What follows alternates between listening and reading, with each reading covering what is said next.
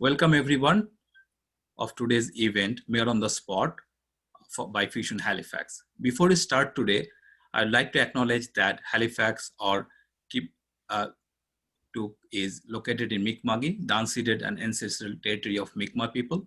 As treaty people, we all have the responsibility to uphold the peace and friendship treaties. It is also important to recognize the African Nova Scotian community as we work to address systemic injustice and inequality. About Fusion Halifax is a volunteer-run non-profit organization active in Halifax community for the last 13 years. Fusion believes young leaders are incredibly valuable for our community, and Fusion's purpose is to empower young professionals so that they can connect, grow, and thrive to improve our community. We represent approximately 3,000 young professionals living and working in HRM across various sectors and career stages. And we'd love to have Mike Savage, Mayor, with us, joining us today, and young professionals of Halifax would love to hear from you. I'd like to hand over to Caitlin Lowe to introduce Mike Savage and take over from me for the rest of the event. Thank you, Mabuber. Welcome to Mayor on the Spot, and today we are lucky to have Mayor Mike Savage, who will be answering some questions focused on young professionals in Halifax, as we prepare to help inform voters for the 2020 municipal election. So without further ado, Mayor Mike Savage, could you please introduce yourself and some key highlights of your platform? Sure, thank you guys very much, and thank you to Fusion for giving us this opportunity to talk to folks, and particularly the young professionals in our community. You know, when I ran for mayor in 2012, we had a big debate, a Fusion debate. We held it at Pier 21, and at that time, the questions I was getting were questions like, why is there no development in downtown Halifax? And why are young people not finding an opportunity in Halifax? Why do we not have the levels of immigration of other cities in Halifax? And clearly, in the time that I've been mayor, that's changed. We've become, in fact, a younger city, one of the few cities in the country that's becoming younger. And instead of people leaving because of lack of opportunity, now we have employers who are saying we can't find enough talent in our community. In 2012, the development in the downtown was stagnant, and young professionals wanted to see some activity. Well, we've seen an awful lot of development. I can, you know, if I was over in City Hall, I could look out my window and I could see new development that's happening over the last couple of years, and you can see the change in the city. The vibrancy in the city, good public investment in things like our convention center and the library and the Discovery Center and streetscaping, making this a city where particularly younger people want to live, but not forgetting that this has to be a place for everybody. I often tell people one of the things of which I'm most proud as mayor is I'm now the mayor of a city where my own kids want to live. They're 21 and 24, and I would love to have them make a career here in Halifax. And that wasn't something they always thought of doing, but it is now. So the balance that we've seen in Halifax, allowing people to develop this city, but also recognizing that not everybody's been blessed to be part of that good fortune, then leads us to the next stage in our development, which is to make sure we're not just a bigger city, but a better city. And that's what we're working on, and that's what we intend to do. And I think we've been doing it quite successfully. Thank you. Now, what do you believe the primary role is for the mayor of Halifax, and why are you the best person to accomplish this? Well, because I think I've done it. I think that the #1 role of the mayor is to get this city to see how good it can be, and then to work with everybody in the city to help us achieve it. I said when I first ran that we have such enormous natural advantages of a beautiful harbor, beautiful landscape. We have the advantages that we've earned over years of being a university and a great community college city. We're the center of government, of military, of you know, the university sector and healthcare. We have so much going for us, and I just don't think that we really understood how good we can be. And I think part of the role of mayor is to be mature, responsible leadership, but leadership that looks beyond what's just likely and actually look to what's possible if we really come to imagine it. Nobody thought 8 years ago that we would have the kind of population growth that we've had. Last year, 10,000 people, the 5th consecutive year of record population growth. much of it coming from around the world. For years, immigrants came to Halifax at Pier 21, and then they went away to Montreal, to Toronto, to Calgary, to Vancouver. And now over 70% of immigrants are staying here, creating a life for themselves and for their families, and at the same time making us all better. And we're protecting our green spaces, which are important. If there's one thing I hear from people, and particularly young people, it's that they want a vibrant downtown, but they also want to be in a canoe in 20 minutes or be hiking in 20 minutes. And you can have all of that here in Halifax. And I think as we come out of COVID, with the way that the province has managed COVID, mid-sized city on the rise, that Halifax will be more successful than ever. And it's important that the mayor lead the charge.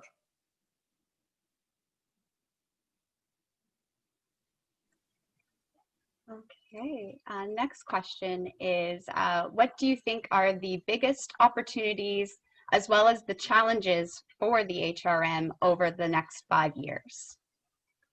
Well, I think the biggest challenge for all of us in the very, very short term is COVID. And, you know, how do we manage COVID? How do we deal with people who are losing jobs, businesses that are going out of business or have had, significantly reduced revenues? And that health crisis has led to an economic crisis, but we can't take our sights away from the climate crisis. And we as a city have embarked on a very ambitious plan called Halifax 2050 to reduce our emissions. In fact, as a municipality, as an organization, we want to reduce our emissions to net zero carbon by 2030. And I think it's important as a city that we take the lead in that. So we have a health crisis, an economic crisis, a climate crisis, and we also have a social justice crisis in the world. All of those things have led, in my view, to somewhat of a crisis of optimism in the world. But here in Halifax, I think we have the opportunity where companies are realizing people are working from home, and if that's the case, they can work from anywhere.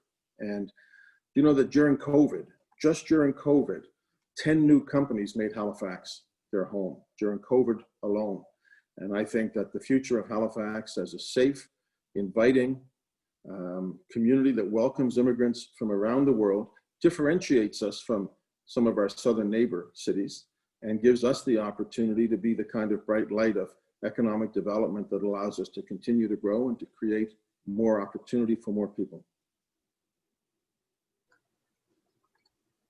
And what do you believe the priorities are for young professionals in Halifax? And if re-elected, what will you do to address these priorities? Well, I think for anybody who wants to make a life anywhere, the priority is a job. We have a great quality of life, but a great quality of life without a job really doesn't amount to very much. And when I was first elected and we started the local immigration partnership, and I started the mayor's welcome reception for international students, I was hearing from young people that they didn't have faith in Halifax as a place to live, and that's completely turned around. So I think that, you know, we as a city have to continue to be a place that people of all ages want to live, but particularly young professionals. If you look at what's happened with the tech center, technology sector here in Halifax, it's a complete turnaround. We weren't probably in the top 20 in terms of technology centers, innovation centers in Canada, and now we're top 5. Volta did not exist when I was elected mayor. Cove did not exist when I was elected mayor. And all of a sudden, you work hard and hard to make things happen, and it seems to take a while, and all of a sudden momentum happens. And you know, all over this city, we're seeing companies like Proposify and Dash Hudson and Redspace and Kinduct and companies like that, that most of which didn't exist 5 years ago, are now doing very well, and they're hiring young people and giving them very, very good jobs. So to continue to be a city that provides opportunity for people and never takes our eye away from the fact that there are some people who simply haven't been able to be part of that success.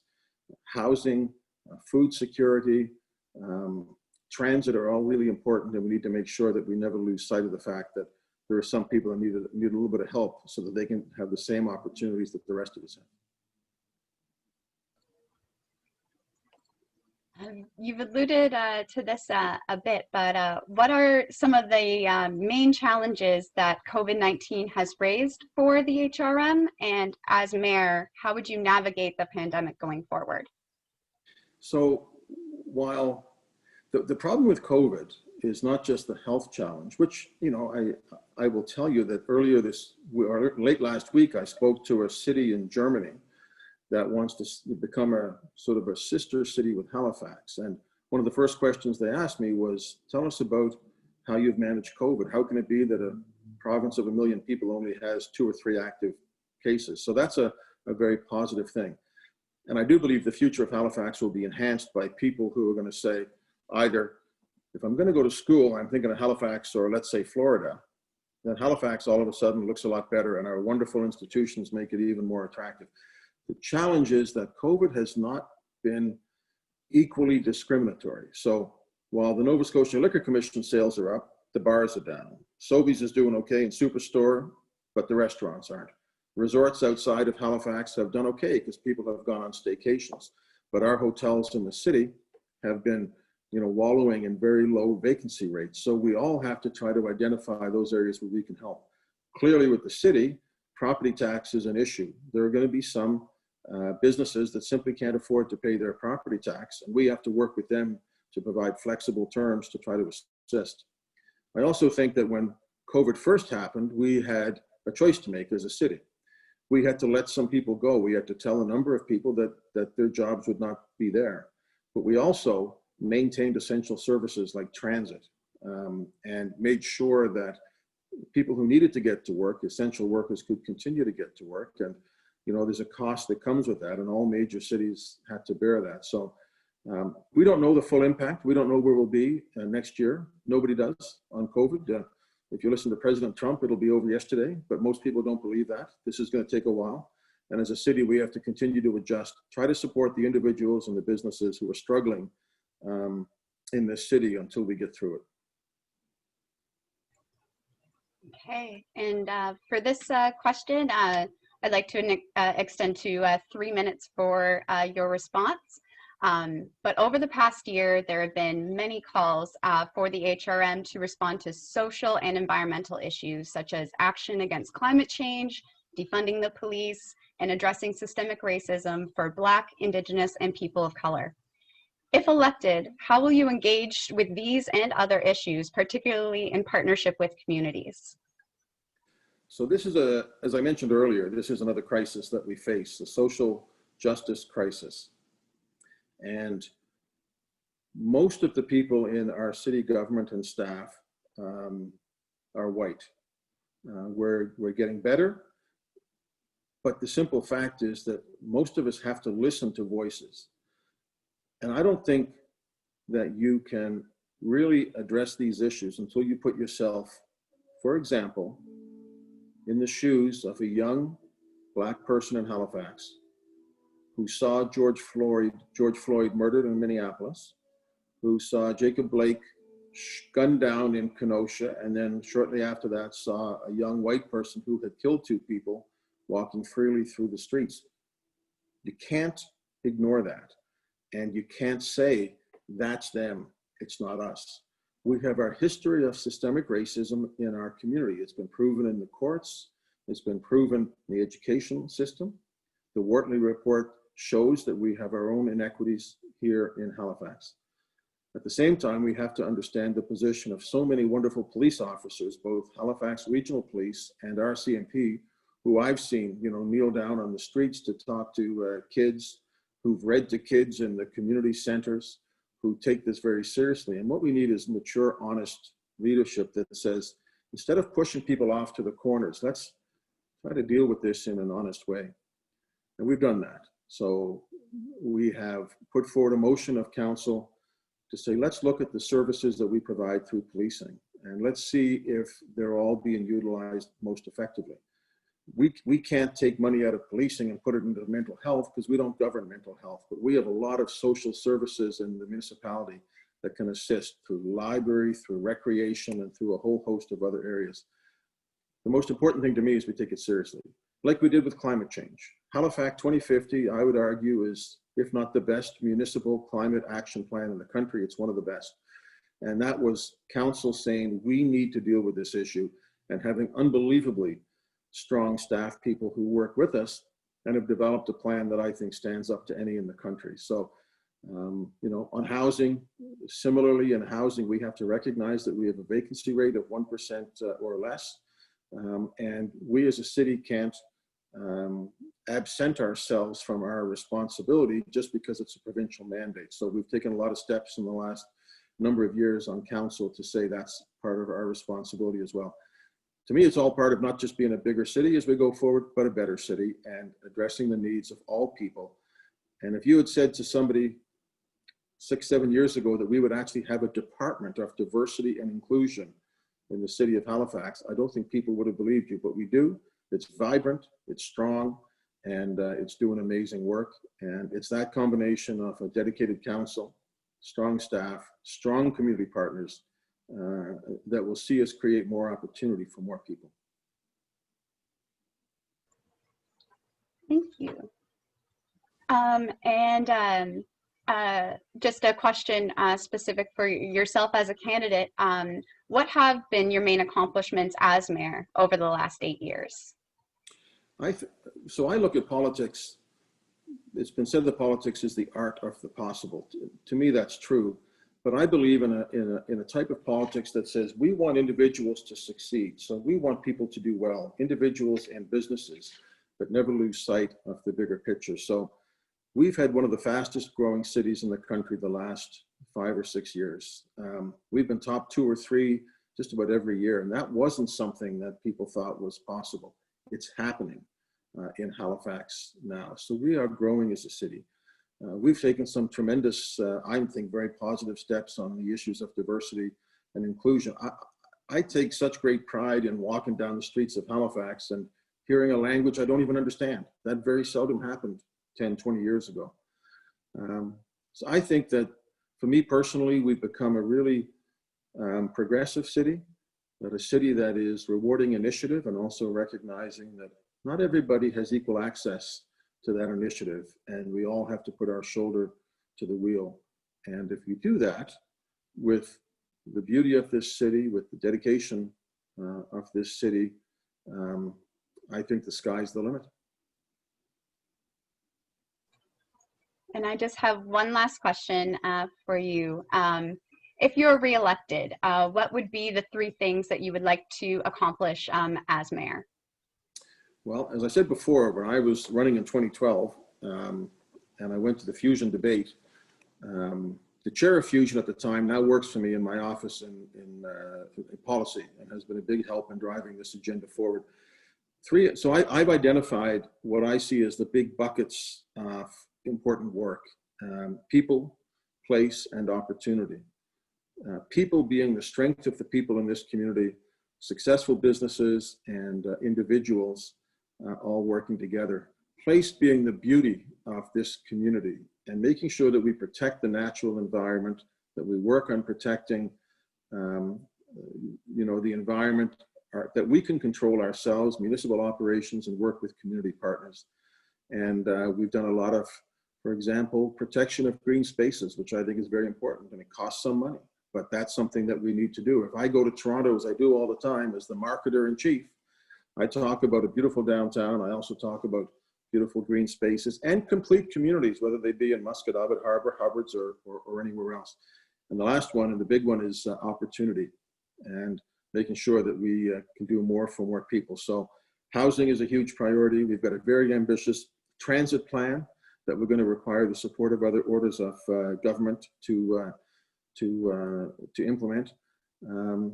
I think anytime you look at opportunity, you have to look at those who haven't been able to achieve opportunity. And instead of blaming other people, accept our responsibility as a city to work with partners to make the community stronger and more vibrant. And I feel I've done a good job on that in terms of balancing the growth of the city and making sure that it's both sustainable and just. And I look forward to the next 4 years if re-elected. It's the It's the great privilege of my life to be the mayor of my city, and I'm very proud of it. Thank you so much for your time, Mayor Mike Savage, and thank you for your responses. I just wanted to highlight to all voters eligible living in the HRM that online and mail-in voting has already started, and that advance polling will occur on October 10th and the 13th. And the final voting day will be October 17th. So make sure you get informed and go out and vote.